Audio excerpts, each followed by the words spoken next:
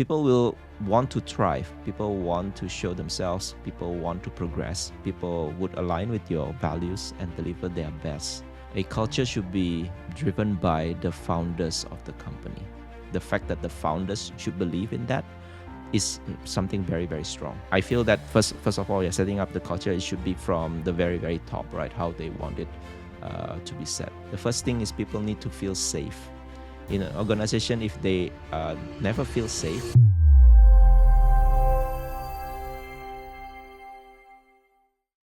those companies where the culture is embodied versus the companies where it is declared with posters on the wall and annual training showing that you can spit out what the 18 values are and 6 core tenets and all the rest. There's such a difference in this, everything about the company, how successful it is in every way, financial, of course, and also retention, ease of hiring, because everyone wants to work there. Referrals come in for employees and for customers because everyone loves the way that you work. For you, what is the business value of creating these cultures? I think that's a very hard question to answer. First of all, I think it's very hard to quantify that, but you will feel the difference when you are in it or when you are not in it. I think that's how I experienced throughout my career, right? The business value is immense, right? Although it's not easily quantifiable. When you have these kind of cultures, right? People will want to thrive, people want to show themselves, people want to progress, people would align with your values and deliver their best.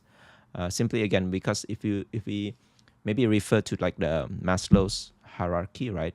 The first thing is people need to feel safe. In an organization, if they never feel safe, maybe because I don't know, from the management, command and control, blameful kind of situations, people will prioritize their safety. But once you have that kind of like safety, psychological safe, right, and you support people in whatever they do, naturally people will want to thrive because we all go to work. I'm sure every one of us, at least most of us, want to thrive in what we are doing because our career is such an important part of our life. And by not thriving and spending your career, I think it's a completely kind of like waste of time. So people naturally want to thrive. They want to achieve common goals.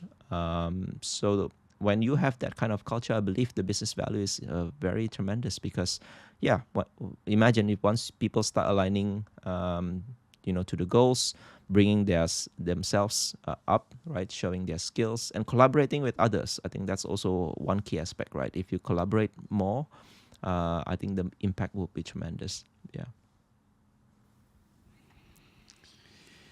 When you're talking with the other heads of department and the founders, the other leaders in your company about which part of culture to invest in or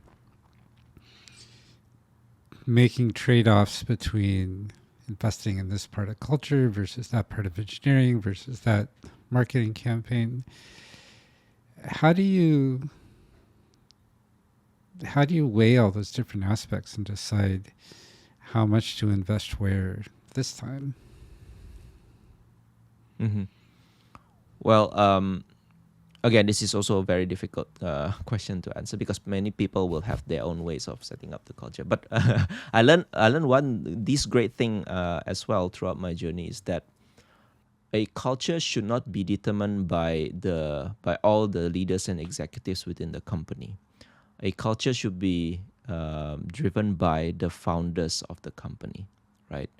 The reason is because, again, coming back to like if you want to embody your culture, right?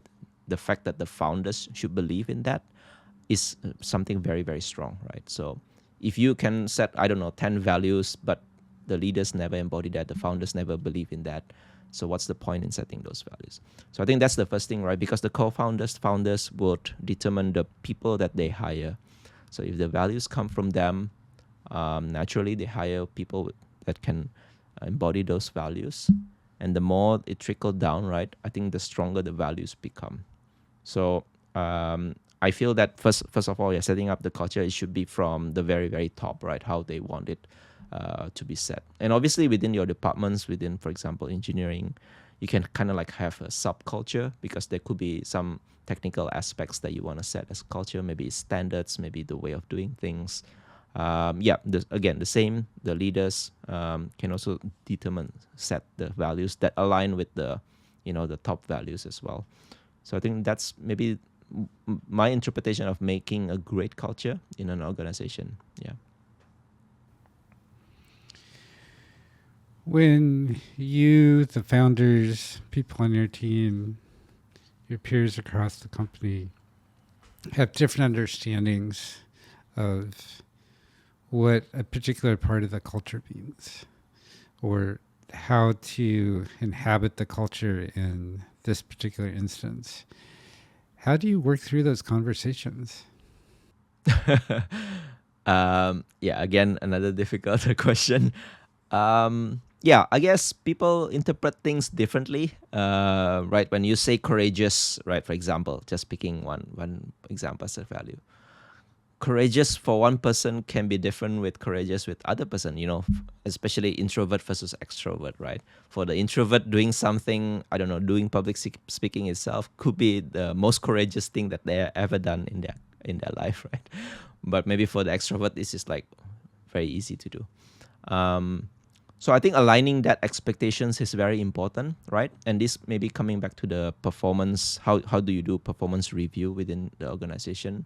How do you set align expectations? So how do you actually mention the examples? So when you say courageous within this company, within this organization, this is what we mean. These are the examples of behaviors that people embody to be categorized as courageous.